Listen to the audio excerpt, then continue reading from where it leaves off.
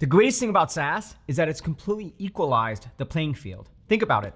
A CRM system or a marketing automation system or even a project management system that is used by a very large, sophisticated enterprise is also used by a small business, a 2-person company, or even a 50-person company. And that is incredible because software allows these smaller companies to really compete with these larger companies in terms of how they run their business, how they market, how they sell, all of it. This makes for a massive opportunity for SaaS founders like us because we can go after this really large total addressable market called SMEs, or SMBs in a certain way if you're in the US, depending on where you are. These are small, medium-sized businesses. Generally speaking, the definitions do vary, up to 500 employees, maybe going up to 750. And these are businesses that essentially focus on the lower end of the market. And the power in this is that it's a huge total addressable market. They're hungry for software and ways to differentiate. They do have budget for software, but at the same time, it's also hyper competitive because obviously it's so lucrative. So here's the big question. How do you actually win and build a really massive SaaS business serving the lower end of the market? Massive market, lots of opportunity. How do you win? So in this episode, I'm gonna walk you through the 3 principles you absolutely need to know to build a really massive SaaS business serving the SME or the SMB market, the lower end of the market. Intro.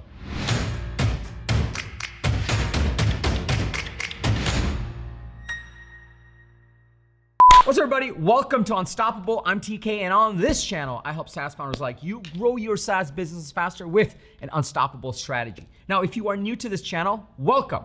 I drop an episode every single Sunday with actionable strategies on how to grow your SaaS business faster from the trenches. So if you're new, be sure to hit the subscribe button and that bell icon. That way you'll get notified every single time I drop an episode with the TK energy. Now, if you're already part of this channel, if you're part of my coaching programs, if you're part of this community, my people, welcome back. It's really awesome to see you over here. So when I started ToutApp, this was my last SaaS company, we pioneered the sales engagement space.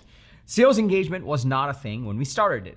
And so we had to go after salespeople because no sales leaders were thinking about systematic outbound emails. So we had to go after salespeople across different industries, different size companies, and say, hey, if you want to generate pipeline for yourself, use our emailing tool to actually send out emails, cold emails, so it's streamlined and automated. And needless to say, we couldn't quite get the salespeople in the super large companies because those systems were locked down. But we were able to get salespeople in all different industries in the lower end of the market. And through that journey, obviously, we scaled and we went up market. We eventually sold to the enterprise and we sold the company to Marketo, which is a marketing automation tool focused on the mid-market, which went on to the enterprise. Anyway, all of that happened, but to get that initial traction and to break into the market, to bring this new tool, this new category, to build this category, we focused on the lower end of the market and figured out how to build a lot of revenue really quickly. So in this episode, I'm gonna take everything that I learned and distill it down to the 3 principles you absolutely need to know to actually build a massive SaaS business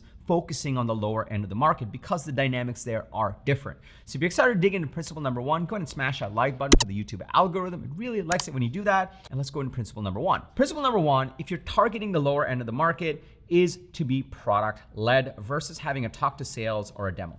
There's 2 reasons for this. If you think about the lower end of the market, these are essentially people that are leading, managing, running the business, and also doing. They are kind of like founders like us. In fact, we are SMEs technically. We like to call ourselves startups, but still. And in that stage of the market, people are super busy.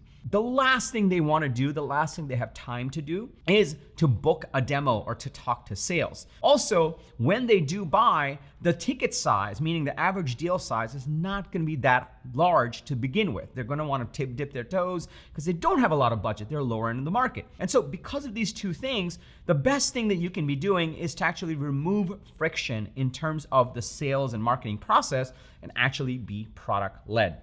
What that means is it doesn't necessarily have to mean that you put them right into the product. What you want to do is get them into some sort of an aha moment. This could be getting them into the product and starting a free trial or going for a freemium version. This could also be getting them into a separate SaaS tool that helps them understand their business and the transformation you're trying to teach them. It could also be you're educating them in a certain way and getting them into the product in a different kind of creative way where you're educating them and they're using some sort of software component, but it's not necessarily inside the product yet. There are lots of creative ways to be product-led today. And the key here is if you're targeting the SME, the small, medium-sized enterprises, or the SMB, small, medium-sized businesses, I know slightly different definitions, but roughly the same category, the lower end of the market, you have to figure out a way to be product-led where you get them to an aha moment as early as possible versus asking for their precious time that they don't have to get on a demo or on a sales call. Once you've figured out that piece, the second principle that we learned that really helped us was to establish a freemium model and a free trial model. And this principle goes in two parts. The first thing that we did that really worked well for us was to remove all the friction and say, let's get them into the product. And for us, it was the product. We also had a manifesto that we got them into, but really it was like, let's get them into the transformation we're trying to do and get them into an aha moment. The other thing that we did is we recognized that, look, they are not ready to spend money. They're not flowing with money. They don't even know if this is a transformation. They have very little time. So we wanted to remove as many barriers as possible to get them into the product. We didn't ask for a credit card. We didn't even tell them that it's going to cost a certain amount in the early days. And then eventually we switched from the freemium to a free trial model saying, look, it's going to cost $30 a month, but you can start right now completely for free. You don't have to think about anything for 30 days and really see if you can get value from the product. And the reason this was important was because the lower end of the market, while they do have budget, while they do have money, are generally very conservative in spending that money. And so the bar is that much higher to prove that you can actually deliver value to their business, to their day-to-day lives. And so you want to get them into the product as quickly as possible. Along the lines of that principle, what's super important for us was to actually figure out a clear path for upgrades and upsells. This meant that if we just had the freemium version, we had to craft the product and the experience in the product in a way where they would need to upgrade to a higher tier soon enough. For us, it was very simple. You can send 5 emails for free, and then you had to upgrade. Or you can use it for 30 days, and in order to unlock the additional features, you had to upgrade. And we were very, very thoughtful about how do we get them to an aha moment for free, and then actually ask them to upgrade as they use the product more and see the value in the product. This is super important because this is the only way you can actually make the math work in the lower end of the market. Lower end of the market is high volume, high churn. That's just the nature of the market. So that means that you have to be bringing on new revenue and customers faster than you're losing customers. Otherwise, you'll never hit escape velocity. And the only way you can do that is by focusing on getting people into that aha moment, which is principle number 1, being product led, and also making sure that the people that are successful are spending more and more and using the product more and more. And that way the lifetime value of the customer goes up, the stickiness goes up for the ones that stay. And as you add more people, even though a bunch of them will churn, the ones that do stay will end up paying more over time because they get more value from the product. So principle number 1 is product led. Principle number 2 is free trial, or at least a freemium, depending on what you can afford, depending on the unit economics. But having a clear pricing strategy and a product activation strategy is super important. Now, I do have principle number 3, but before I go into that, let me just pause here for a second. Are you starting to see the power in this? Are you starting to see the power of how this huge total addressable market, this incredible opportunity, although competitive, you can actually go in to win if you do it in a differentiated way? If you think about removing the friction, if you think about the lifetime value of the customer, if you think about the activation points, if you think about these pieces, are you starting to see how powerful this can be? It's very lucrative, it's very exciting, and you can build incredible, massive SaaS businesses by targeting this market. And then once you hit escape velocity in this market, you can always choose to go up market. We certainly did this. If you're starting to see the power in this, can I just get a yes in the comments below? And also, smash that like button for the YouTube algorithm. It really likes it when you do that. Now, if you're at that stage where you're looking to grow your SaaS business, depending on the market you're going after, like the SME market or the SMB market, if you're still watching this video, or maybe not, if you're looking for a clear go-to-market strategy on how to grow your SaaS business faster, I encourage you to check out my SaaS go-to-market coaching program. I'll tell you more about it at the end of this video. I'll link to it below, but let's go into principle number 3 because this is what really brings it together. Principle number 3 is if you're going after this massive market, that is competitive, but massive, which means that there are a lot of treasures out there, right? Then you have to nail a wildly differentiated value proposition and messaging.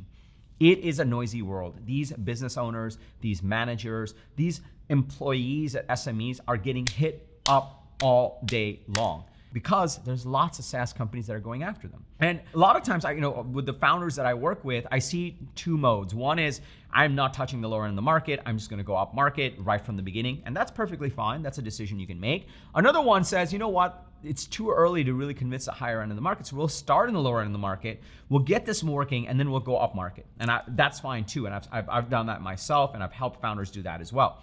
But either way, what you absolutely need to nail to really differentiate in SaaS today is this principle number 3. You need to have a wildly differentiated value proposition and a message. Why should they use your software? What does it mean for them? Why should they do it now? Because people are busy, especially in the lower end of the market. And this means that you really have to craft a perfect value proposition. You really have to position your product in a certain way. You really have to get the messaging and the narrative around your product in the right way. And you have to take it to the market and educate them about it.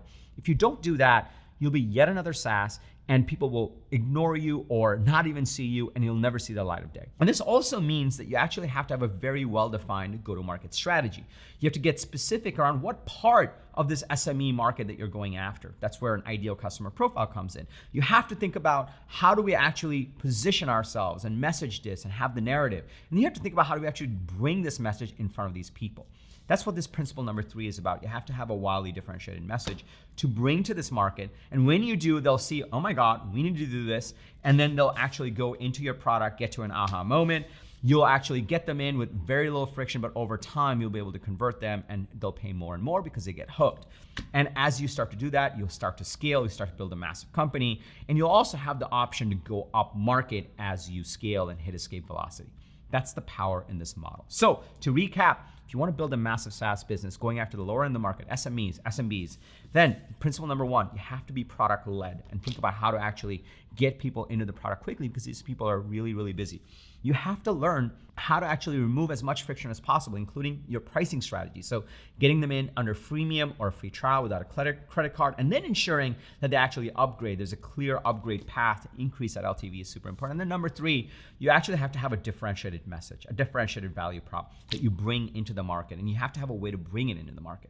And you do these 3 things, you'll be able to build a massive SaaS business serving the lower end of the market, which will also create optionality for you to eventually go up market if you wanted to, which is also awesome. Now, you might be wondering, okay, how do I do these pieces? How do I actually build out a differentiated message? How do I create a proper pricing strategy? How do I actually bring this message into the market so that people discover my product? How do I instrument my product? And this is exactly what I go into inside of my SaaS go-to-market coaching program.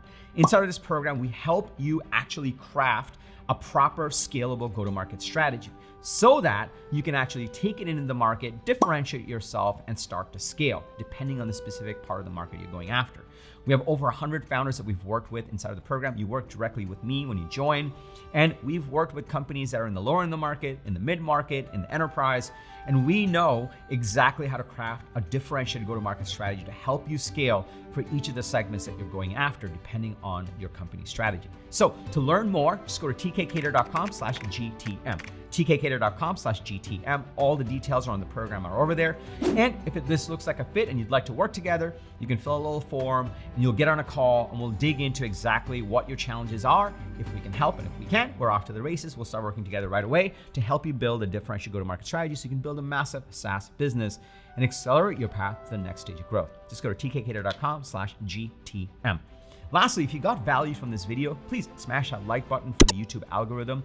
We put a lot of love into these videos. We're bringing you actionable tactics from the trenches. It's not theory. We're actually doing this day in and day out. I've done this for the last 15 years. I now work with founders to do this. So we want to bring you as much value as possible. So be sure that subscribe button and that bell icon, because I drop a video every single Sunday, so that way you'll get notified on future videos that I do.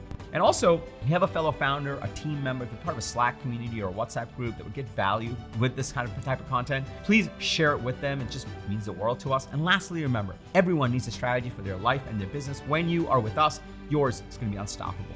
I'm TK, and I'll see you in the next episode.